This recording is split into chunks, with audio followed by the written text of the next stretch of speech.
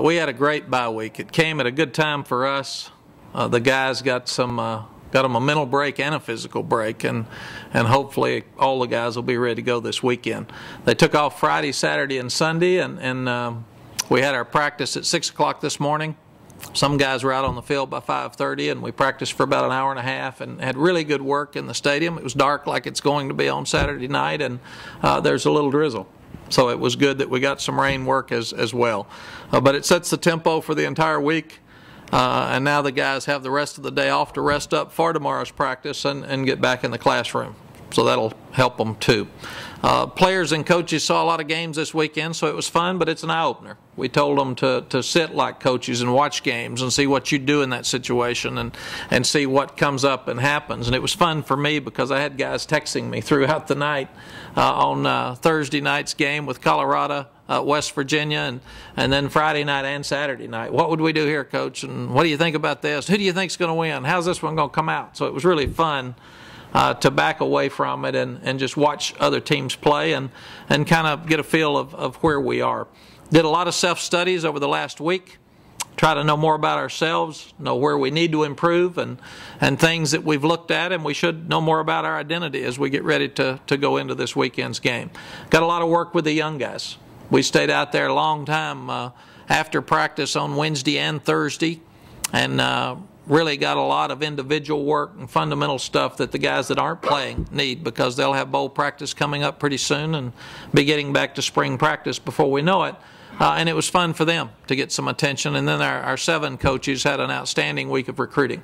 So they went out on Thursday night and got to see a lot of games. Time to restart the season. We've got 4 very difficult conference games coming up. 1 at home, 1 at the neutral site, and then 2 on the road. And this is kind of the stretch last year that got us in trouble. We played well the first time last year. First game, second game, we played really well.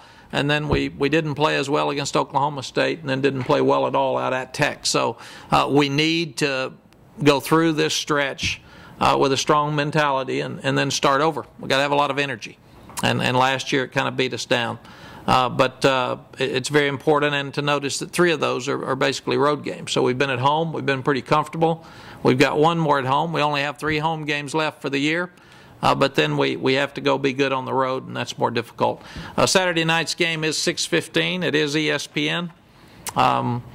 Again, when you look around, you see all the upsets. It shows you again that what I believe is that we shouldn't have preseason polls.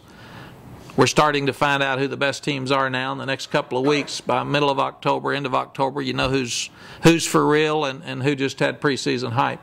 But a lot of that's starting to happen now. And if you go back and look at where Houston was and UTEP last week, I mean, that's enough of a message to our players and our coaches that you better go to work regardless of who you play every week, because you're not sure what's out there.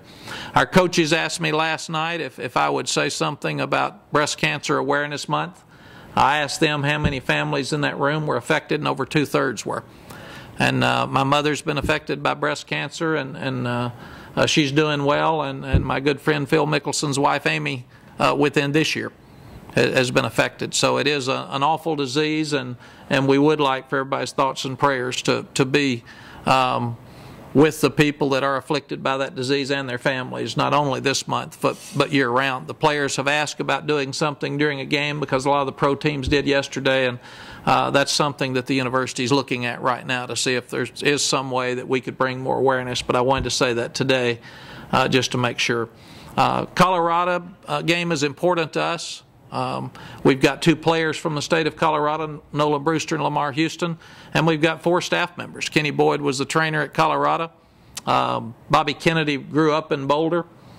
You start looking at Jeff Madden and his years there when they won a national championship, and also Donnie Mabe was on the staff with Jeff Madden when they were there.